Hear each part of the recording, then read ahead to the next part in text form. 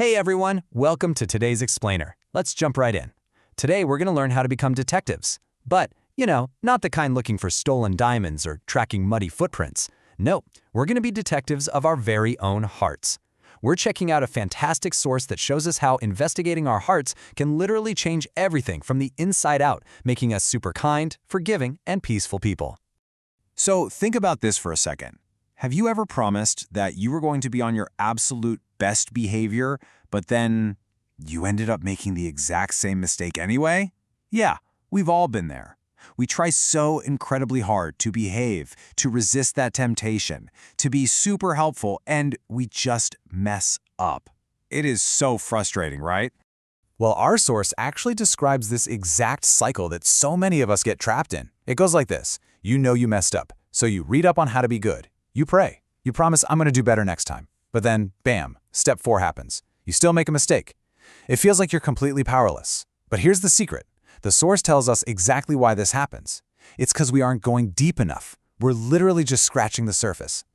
So we really need to investigate what's happening on the inside. Chapter 1, Becoming a Heart Detective.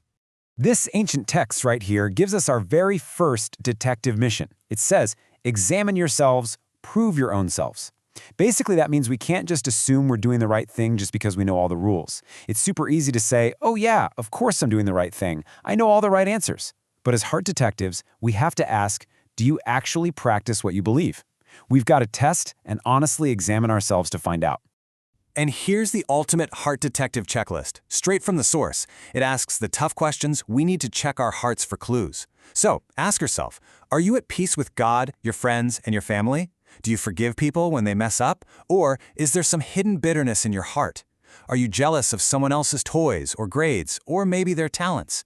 Do you always want to be the center of attention and be everyone's absolute favorite? These are the real clues we've got to look for. Here's another massive clue. It's actually incredibly easy to be nice when everything's going your way and you're getting exactly what you want. But a true heart detective, they check if they can stay kind, courteous, and speak gently and quietly even when they're super mad or upset. Controlling our words and even our thoughts when we're frustrated is honestly the ultimate test. Which brings us to Chapter 2, the inside-out rule. So why is it so incredibly hard to speak gently when we're mad? Well, the text warns that people get stuck because they try to fix their outside actions without fixing the inside first. Think about it. If you just try to clamp your mouth shut to stop saying mean words, but your heart is still super angry on the inside, you're gonna eventually burst. You have to fix the inside first.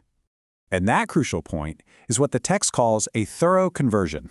I know, it's a big, fancy phrase, but honestly, it really just means asking God for a complete inside-out heart makeover. It means changing the heart so completely on the inside that good actions, like being kind, helpful, and gentle, just naturally follow on the outside. You don't even have to force it. It just happens naturally because your heart is clean. This illustrates that difference perfectly.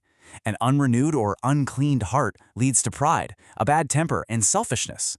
But a refined heart, one that's had that inside-out makeover, naturally produces kindness, gentle words, and peaceful thoughts.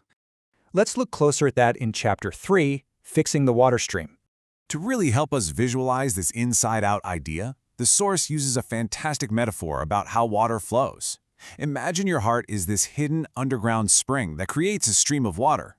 Your words and your actions, well, they're the water flowing in that stream. If the source, your heart, is polluted with anger or bitterness, the water flowing out is going to be dirty and muddy. But if the source is pure, the stream will be beautifully clear, sparkling, and pure too. The text puts it plainly, all defects of character, which is just a way of saying our bad habits and mean choices, originate in the heart. If we want our stream of actions to be clean, we can't just stand at the very end of the stream trying to filter out the dirt right before it hits the ocean. Nope. We have to hike all the way up the mountain and clean the very source of the stream. We have to clean the heart itself. So how exactly do we clean the source? The text gives us 3 super clear steps. First, we surrender. We give our hearts to God and ask Him to do the cleaning. Second, we rely on His promises that He will absolutely help us. And third, with His help, we make a real, determined effort to control our words and actions. We aren't doing it all alone anymore. We're working from the inside out with God's help. And that leads us to Chapter 4, the ultimate love test.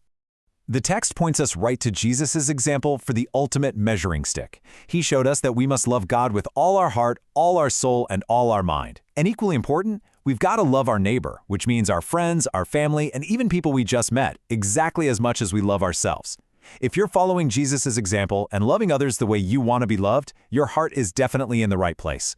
So I want to leave you with this final thought. As you go through your day today, be a heart detective. Really pay attention to your words and your thoughts. Ask yourself, what is your heart stream pouring out today? Is it pouring out clean, pure water full of love, kindness, and gentle words? Or is the water looking a little muddy? Maybe it's time to stop just trying to fix the outside and ask for a thorough inside-out cleanup. Keep examining, keep following Jesus' example, and thanks so much for joining me for this explainer.